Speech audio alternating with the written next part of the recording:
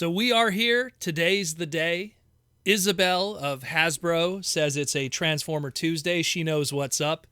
But otherwise, we are here today to talk about the Hasbro Pulse Fan First Tuesday, the 1 hour long celebration of the brand new Transformer product to be revealed today for the Wave 2 Legacy line, and a little bit of extra stuff on the side, which we'll get into.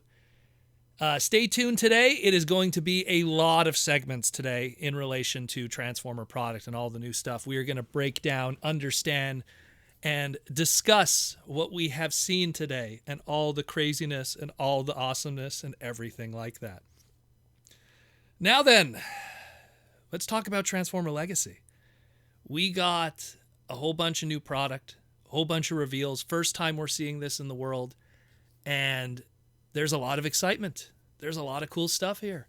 Let's jump into that. The first one we're going to talk about is the Transformers Legacy Deluxe Class Transformers Prime Knockout. Now, this was a concept design and a concept art done by Dan Kahana. Box art was done by Marcelo, and the final product in the end engineered by Mark and the crew at Hasbro. The general aesthetic of it, and what has caused a lot of people to kind of be a little unhappy, is that it is a partial and retool of the Studio Series 86 Deluxe Class Jazz. But there is a strong concentrated effort to retool as much as possible to achieve that Transformers Prime character and be able to pull that off, that it still is very different enough. Now, we kind of knew that this kind of look was going to happen. We saw how Transformers Prime RC was done in Legacy and how that aesthetic rolled out and how it had that baked-in kind of look that has to be used later on for other characters. And we saw the same thing with the Voyager class Bulkhead, where they are departures from the original aesthetic that existed for those characters. And in all honesty, I think being 100% slavishly loyal to those original designs would not necessarily be needed, considering how well those original toys kind of pulled it off to begin with. I understand that people want to have modern retail versions of them that they could pick up off the shelf, but at the same time, I do understand why there isn't too much of a need to do that, and doing something that's a little different that could also then be housed for other characters later on in repaints and retools and partials is always the way to go for the long run when you're talking about tooling a figure. And in the case here, look, they were like, hey, we're going to do a knockout, and we could either tool something from the ground up with all the other cars that we're already doing with the Stunticons, or we could take something that previously exists and use it as a partial and probably pull off something that could do it just as a good job. I'm going to get into about show accuracy and how we already kind of have something on that in the shelves right now, but that'll be at the end of this segment. But I like what I see. Again, using that Jazz as a partial, again, sharing a European car design. In the case of Jazz, the Porsche GT Le Mans from back in the day, in the late 70s and early 80s. Going with whatever was going to be their intent with a 80s kind of vehicle of a European descent for Knockout. And it pulls it off very well. Again, the veneering, the surface details, the removal of the spoiler, and using those other colors and palettes to kind of pull that off from that old classic Transformers Prime look works very well, whether it be the flame details, the gold rims on the alt mode, or as mustard rims, as Mark calls it. It looks fantastic.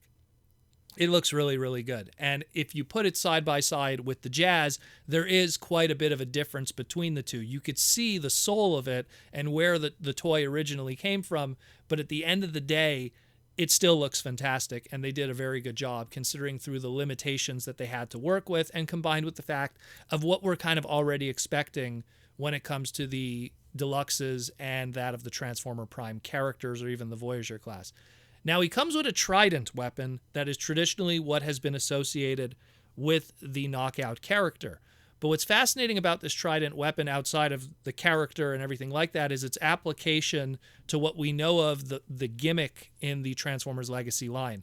It was assumed up to this point, from what we saw at least with Wave 1, that all the non-combiner pieces, characters, would have some kind of translucent energon weapon characters. And it was probably the explanation of why we had that clear translucent rewind that came with Blaster, because that would be his clear translucent Autobot or Decepticon energon weapon.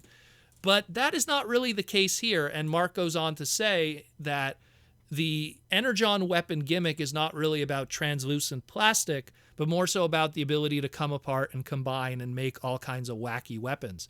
So pulling true to that original 2004-2005 Energon toy line from back in the day with the Unicron trilogy, where they had weapons that could combine, you can make crazy weapons and stuff from the Energon weapons. Those ones also had a consistency of translucent plastic. Here, we have some that are translucent and some that are not, and there's opaque and there's painted over. And this is the case with Knockout here. We have our first example of one that isn't the case.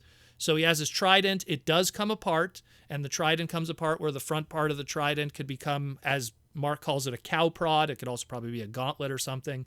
It could plug in there. And then the bottom half could be kind of a baton or a blaster. Use your imagination on that. So it's more going to be an emphasis on combining weapons and putting weapons together to make kind of crazy stuff like that, which is kind of also, it applies and makes sense because when you look at the old combiners, like, Menasor, that was kind of a gimmick that was happening already kind of to begin with some of them, where all the small little robots could combine their weapons together to make one giant gun. That was kind of a gimmick back then, even in 1985 and 1986. So I could kind of see that also being applied here on a line-wide kind of basis, considering that the centerpiece of this line is going to be that of a combiner, which we'll get into later. Again, we've already talked about Menasor and everything, but we'll get into the fine details of it, especially when we get to the weekend live stream on Saturday. But I think it looks fantastic otherwise. I think that they did a great job. When we get into the robot mode, that aesthetic is still kept over. Again, you really see more of the jazz kind of veneering and designs and silhouette when you get to that. But at the end of the day, it still is very good. There's a lot of good tooling there. The head sculpt is really good also. And it's as good as they could do within the limitations of doing stuff in that shared aesthetic.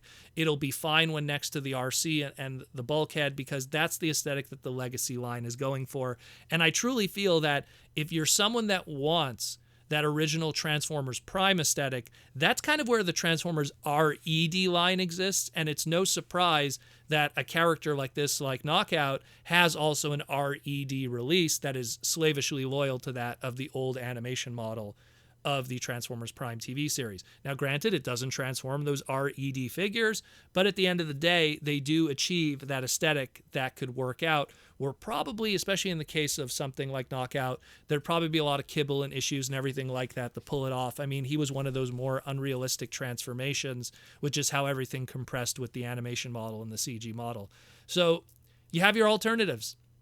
And as, if you're a fan of the Knockout character, you should just be happy that, you have a different interpretation of the character. I'm pretty sure Sakamoto, if he was doing the mangas for the Transformer toys here, like he was doing during all of the Prime Wars and, of course, a good chunk of the Siege stuff, you would have been able to see a lot of these molds and designs and an explanation of why Knockout now has this body type, going through the Energon portal, and now he has this new thing in the Legacy world here that was put together and done in photography with David White.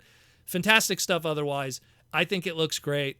It's not the best of what we saw today. There's definitely a lot more hype stuff. But if you're a Transformers Prime fan, even more so if you're a Knockout fan, you have this. You have the RED version, 2 figures, again, from one of our Hall of Fame winners also, which probably also leads to why he got such a lot of treatment here and stuff. But great stuff. And if you're a fan of that jazz mold, well, you got another one here too. This is great stuff. We're going to move on to the next ones. We got so much to talk about today. I'll talk to you really, really soon.